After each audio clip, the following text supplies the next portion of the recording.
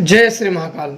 जैसा आप लोग जानते हो कि मृत्यु एक ऐसा क्षण होता है कि हर परिवार के लिए बहुत ही दुखदाई क्षण होता है।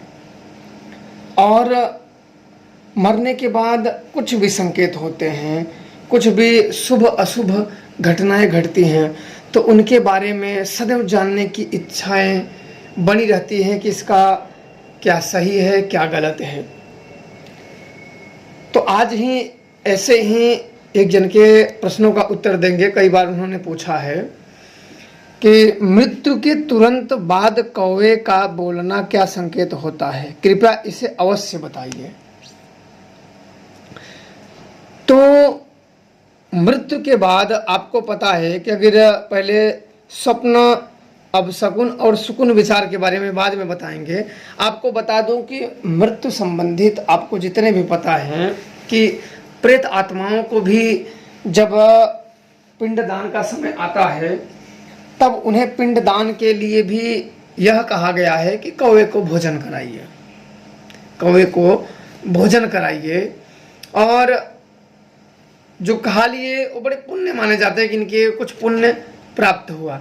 वैसे ही किसी भी व्यक्ति की अगर मृत्यु हो जाती है, किसी भी व्यक्ति के परिवार में किसी भी सदस्य की अगर मृत्यु हो जाती है, तो तुरंत ही अगर कौवे का बोलने का मतलब यह होता है कि आप पंछियों को अपने छत पे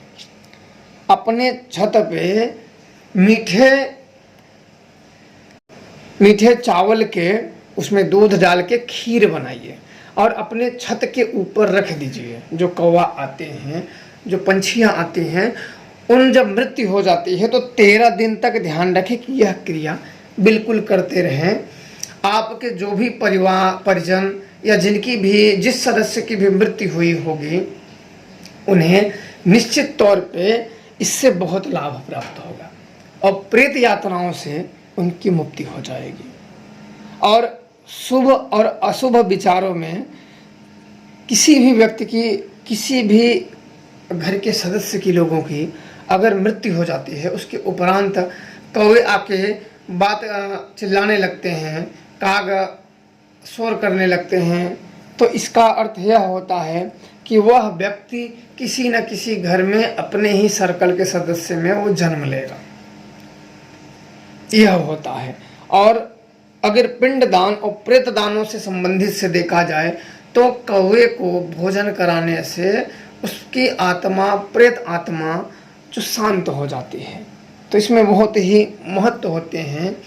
और मरने के उपरांत ये बड़े सौभाग्य होता है कि ध्यान रखें कि जिनके भी घर में किसी की मृत्यु हुई हो, जिसके भी घर में किसी की मृत्यु हुई हो, तो उनके पसंदीदा, जैसे कोई सिगरेट पीता हो, कोई बीड़ी खाता हो, कोई शराब पीता हो या अन्य चीज़ जो करता हो, उससे इच्छित संबंधी उसको रात्रि के समय में उसके नाम पे, अपने जहाँ घर है उसके थोड़े दूर पे उनके नाम पे रात्रि के समय में छोड़ आए।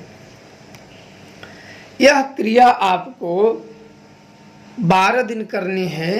13वें दिन के नाम पे जो भोजन होता है, जो लोगों को खिलाते हैं, वो खिलाने के बाद आपको 12 दिन तक निश्चित तौर पे करना है। 10वें दिन आपको इसके अनुभव हो जाएंगे। 10वें दिन जब उनके भार निकलते हैं, जैसे मटकी हुआ, अन्य चीज़, तो उसमें डरने की बिल्कुल ज़रूरत नहीं हो। तो उनको चप्पल रख देना चाहिए। जो अगर गांजा पीते हैं तो उनको गांजा, चीलम, माचिस, मतलब उनसे संबंधित वस्तुओं को रख दे। उस समय में जब रखते समय उस हाड़ियों में हलचल होने लगती है।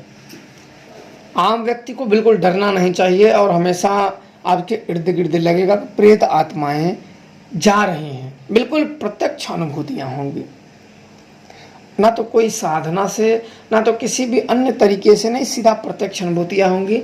इसलिए किसी भी तरीके से डरने की ज़रूरत नहीं है। उनके नाम पे दें और मरपक्ष में जब चलता है तो उस समय ज़रूर उनके नाम पे दें, तो सदैव आपके ऊपर उनकी आशीर्वाद बना रहेगा और बिगड़े कार्य सदैव बनेंगे। पितरों के आशीर्वाद बहुत ही सौभाग्य से प्राप्त होता है और हमें इनका आशीर्वाद लेने से चूकना नहीं चाहिए। बड़े सौभाग्य से मिलता है और इनके आशीर्वाद से हमें ऐसे ऐसे स्थानों पे जाने को मौका मिलता है जहां हमारे ज्ञान में वृद्धि होती है। तो आप लोगों को जो काग या अन्य चीज़ आके करे हैं, तो इस प्रकार से आप लोग प्रयोग कर सकते हैं और उससे उनकी कृपा प्राप्त कर सकते हैं, आशीर्वाद प्राप्त कर सकते हैं। जय श्री महाकाल।